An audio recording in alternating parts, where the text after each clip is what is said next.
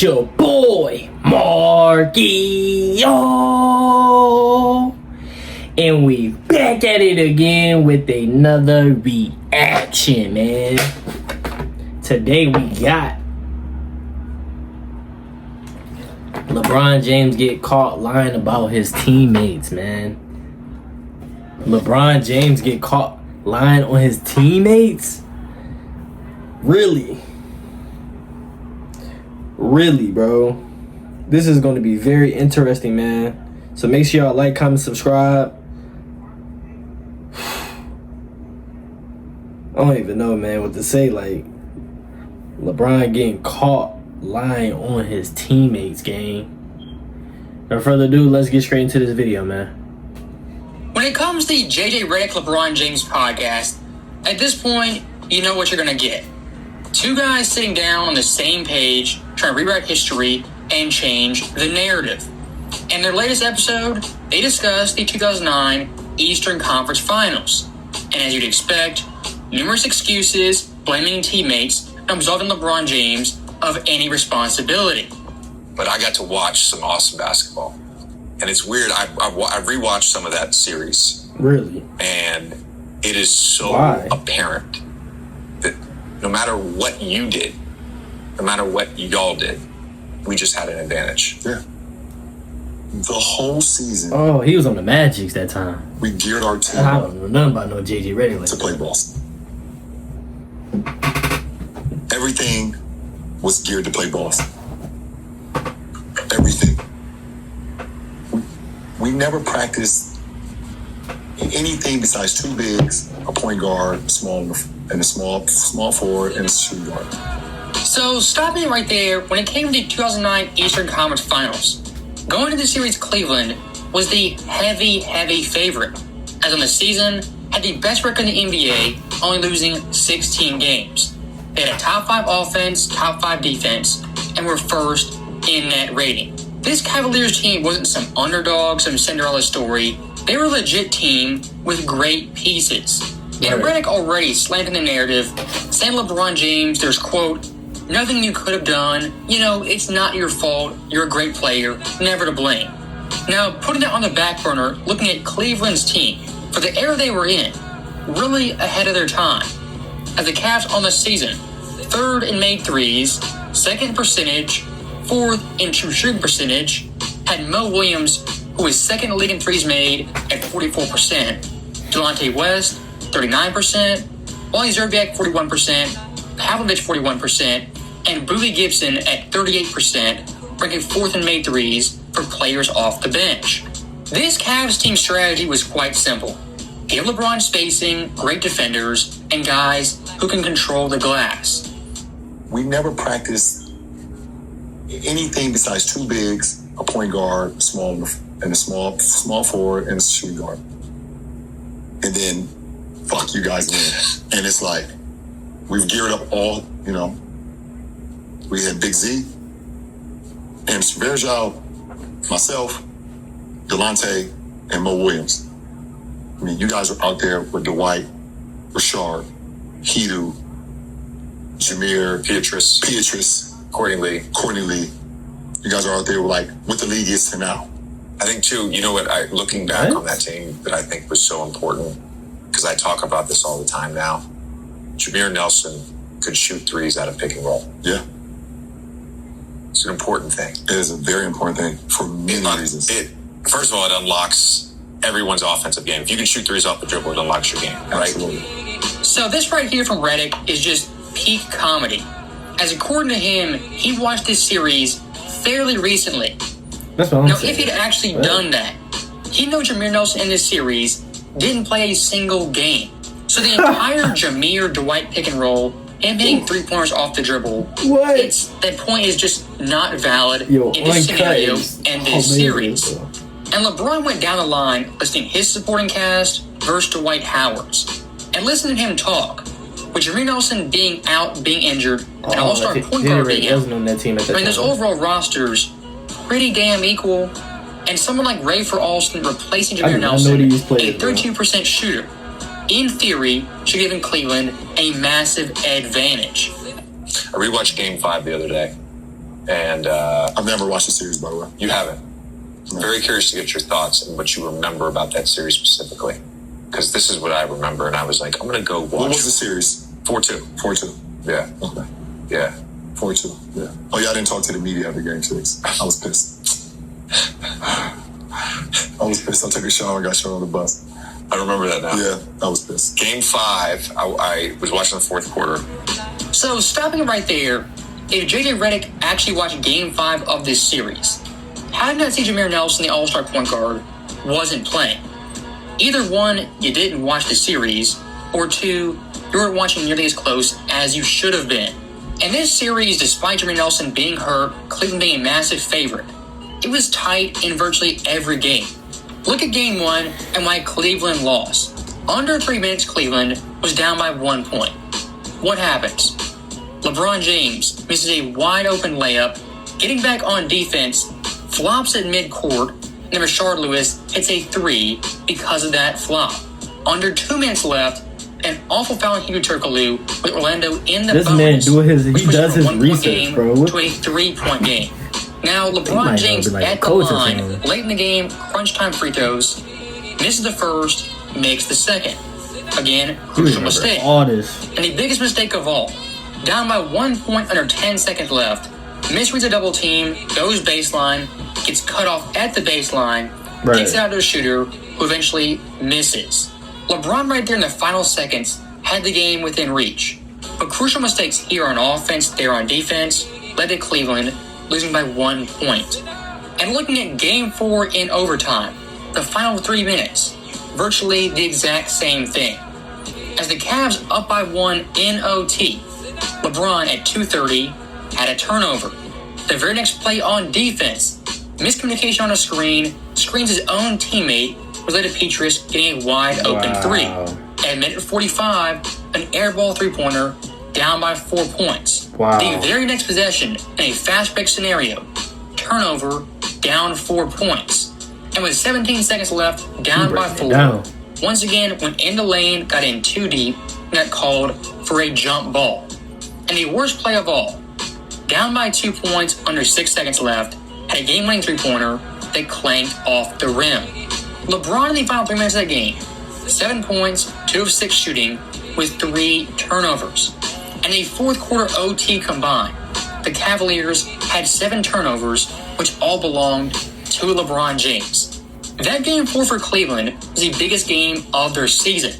And LeBron in the clutch time, big moments of OT, once again folded. Now looking at Game 6, the closeout game in Orlando. Once it got past the first quarter of this game, it was essentially over, as LeBron only had 25 points, 8 of 20 shooting, 2 of 8 from 3, with 3 turnovers. And those pesky teammates, the guys who just don't give him any help. Delonte West, Varejao, and Mo Williams, they combined for a staggering 53 points on 51.6% shooting. In this series versus Orlando, 3 games were decided by 2 or less points, and Cleveland in those games went 1-2. I mean, that right there, that's the series and why Orlando won. And looking at LeBron's overall stats in the final 3 minutes of the series, pretty abysmal. 4.5 points per game, 36% shooting, 1.3 turnovers, more than his made field goals, a plus-minus of negative 1.5. Wow. And I was quite curious when it came to Michael Jordan in his last ever East Finals. How good was he in the final 3 minutes of that series? Well, here's your answer. And as you can see, far superior than LeBron. When it comes to the East Finals, the majority of the times, their margins are going to be razor thin. A missed shot here, turnover in a fast break, or even a missed free throw can cost you a game or a series. Facts. I'm not going to gas you up. I'm going to say one thing, though, real quick. You averaged 38, 8, and 8 in that series with that offense and that spacing. With no space. With no space. With no space. It was wild. It is wild. To think back on, like I said, I have not watched that series since it happened. And when it comes to LeBron's overall stats, averaging 38 points per game, yes, that is impressive. But when it comes to great players, putting up good stats, that's not all you have to do. First off, you got to win the series, and second, got to close the deal in the fourth quarters to win said series. And that's what Michael Jordan did for example, all the time. Look at Michael Jordan in 1995 versus Orlando. His overall stats are fantastic. And for a basketball novice didn't know the game, didn't watch that series, you'd say, well, Jordan, of course, you can't blame him. He averaged 30 points per game. He did his job. But if you watch the series, Jordan numerous times cost his team crucial games in big-time moments. He was and rusty. looking at someone like Magic Johnson in the 84 finals, his overall stats, 18 points, 14 assists, 7 boards on nearly 60% shooting. Okay, imagine. Looking at those raw stats, you'd be like, damn, Magic had a great series, must have won the MVP.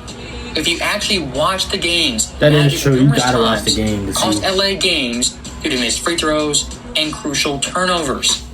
When it comes to superstar standards, putting up gaudy stats is like the baseline requirement.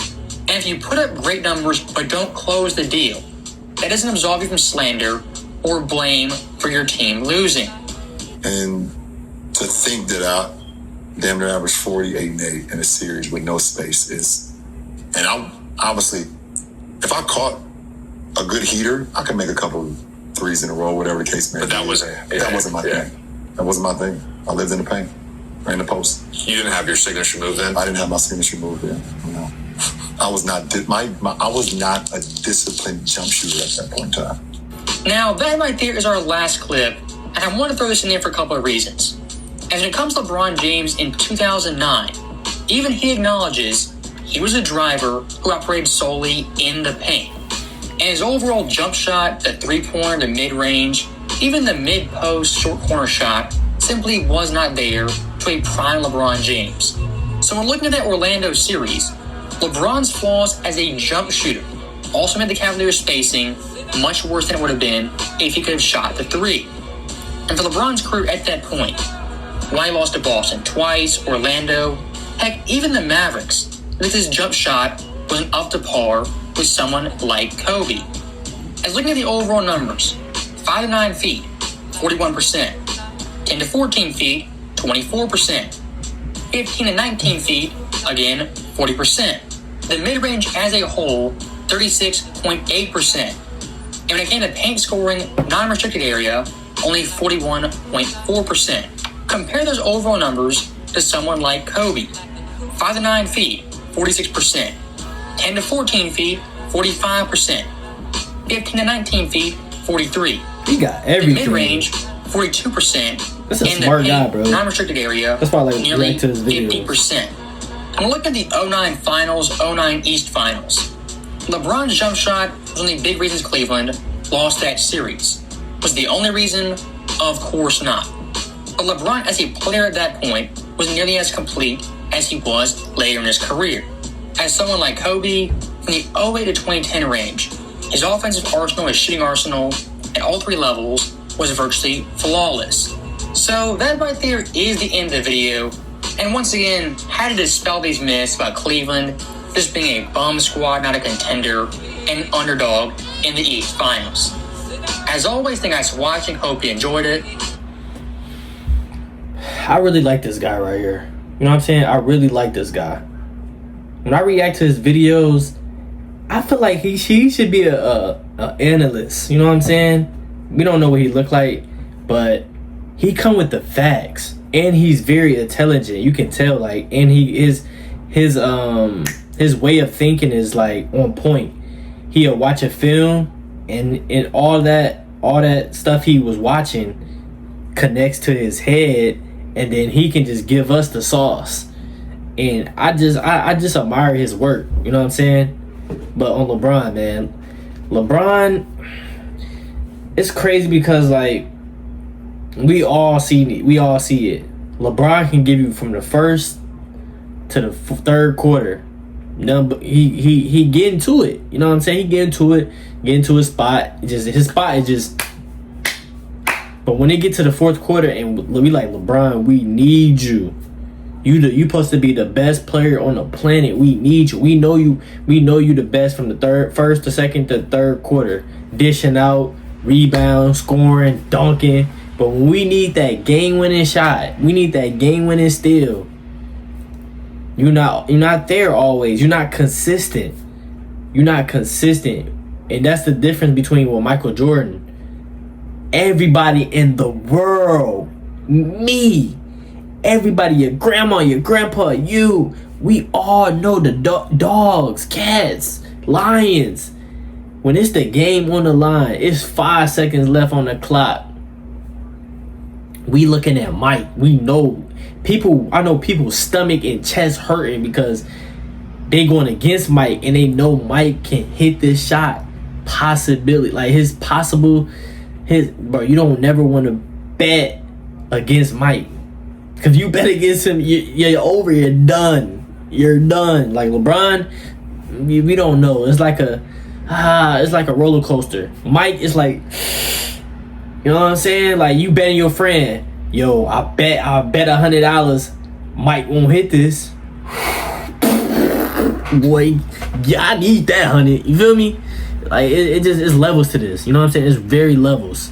You know what I'm saying? When Mike, damn near his whole career in the playoffs, he averaged 30 and up, not even lower than that.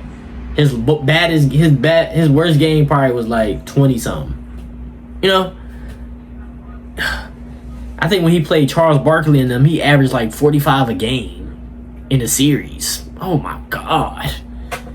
But that boy different, boy. I tell you, Mike is just like, every time I talk about Mike, it's just so much popping in my head because I be watching The Last Dance and it's like I see it all. Like the man is great, man. You know. But y'all let me know in the comments down below how y'all feel about what Uncut said, man. Y'all state y'all opinions down below. I love y'all, man. I appreciate y'all. We on the road to 16K subs, man. Make sure y'all hit that notification and that subscription, man. It's free. I'll see y'all in the next one. I'm out.